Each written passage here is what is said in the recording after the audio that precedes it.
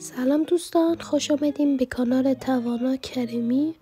امیدوارم خوش و سلامت باشین در هر جای دنیا که هستید. لطفا زنگوله را فشار بدهید و کانال یوتیوب من را حمایت کنید. امروز با آموزش ترشی خواستم همراهتون شریک کنم.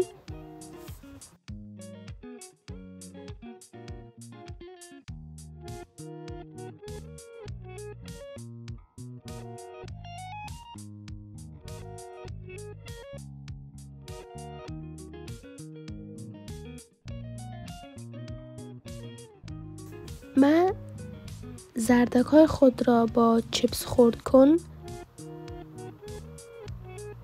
خرد میکنیم. پوستشم گرفتم.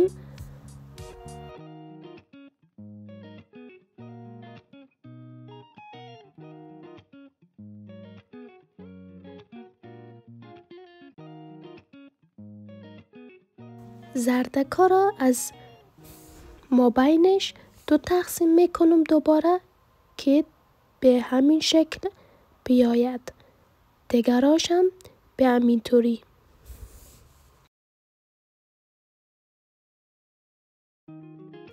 زردک‌ها رو خرد کردم، سراغ بانجان سیاه می آید. از وسطش تقسیم میکنیم و یک تقسیم دیگه.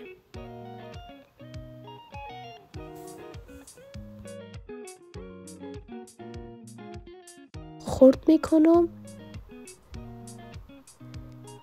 که نه زیاد خرد بیاید و نه زیاد کلان.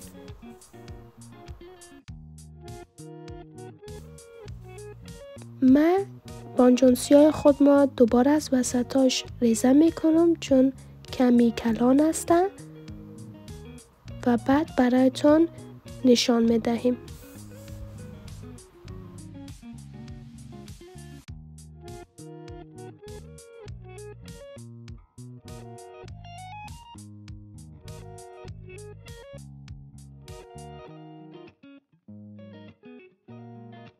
بانجان سیاه رو خرد کردم. نوبت کلبس میرسد. ایرم از وسطش توتم میکنم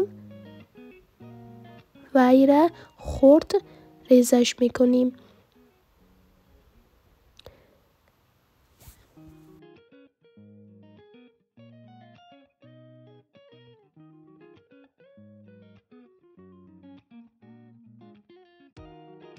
خب دوستان، من کلبسا رو خرد میکنم و برایتان دوباره به تصویر نشان میدهم.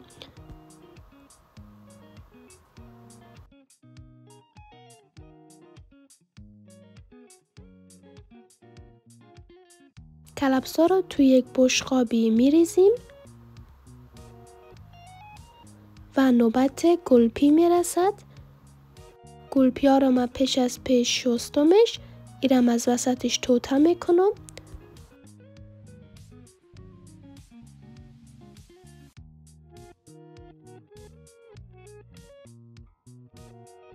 گلپی ها رو من به همین حالت خردش میکنم و کافی هستن.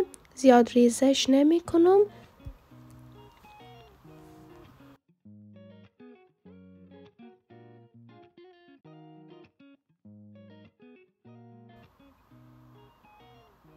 بعد از او چند عدد سیرو خرد میکنم.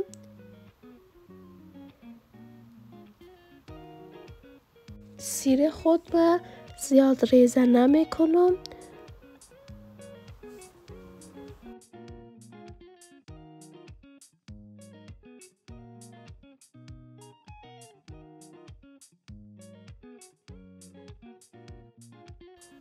و دوستان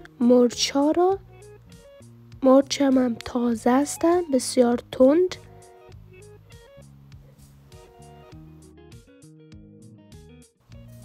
بانجان رو می گرفتم. بانجان رومی ها رو پوست میکنم.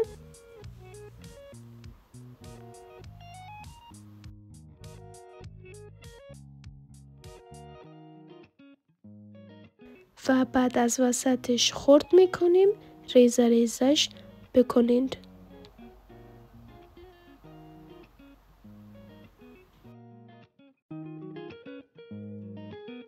من کل بانجان رومی ها رو پست میکنم و خرد میکنم. بعد از او برایتون دوباره به تصویر نشان میدهم.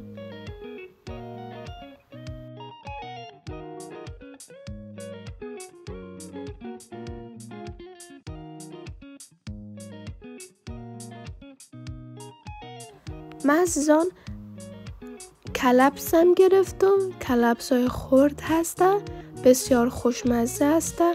از این خاطر این هم خرد میکنم.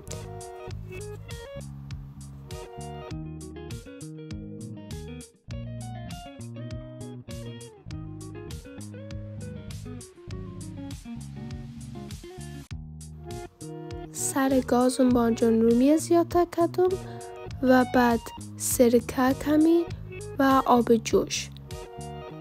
بانجان سیاه خود را زیاده کردم و مدت 2 دقیقه میمانیم جوش بخورد و بعد زردک زیاده میکنم تویش.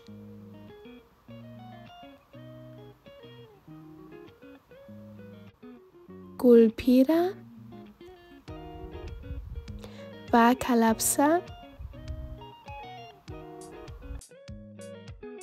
مخلوط میکنیم مواد را با هم دیگر.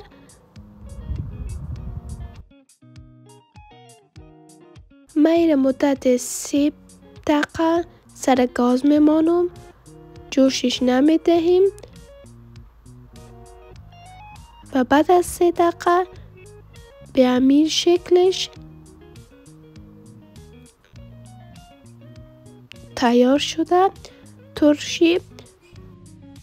بعد سراغ بانجان رومی میگیرم که سر گاز ماندم.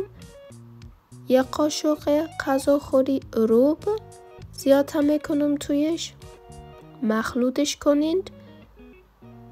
اندازه 2 قاشق چایخوری نمک زیاده میکنم. 2 قاشق تخم گشنیج زیاده میکنم.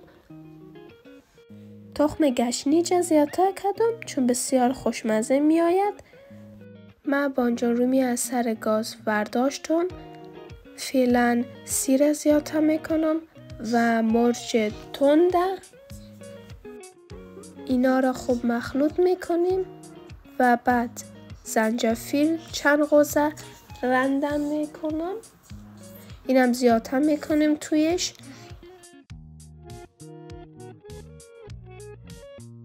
خب دوستان یک شورش میدهم و بعد بانجان رومی را زیاده میکنم چون بسیار خوشمزه می آید. کلپس خود را رویش میریزیم و مخلوط میکنم.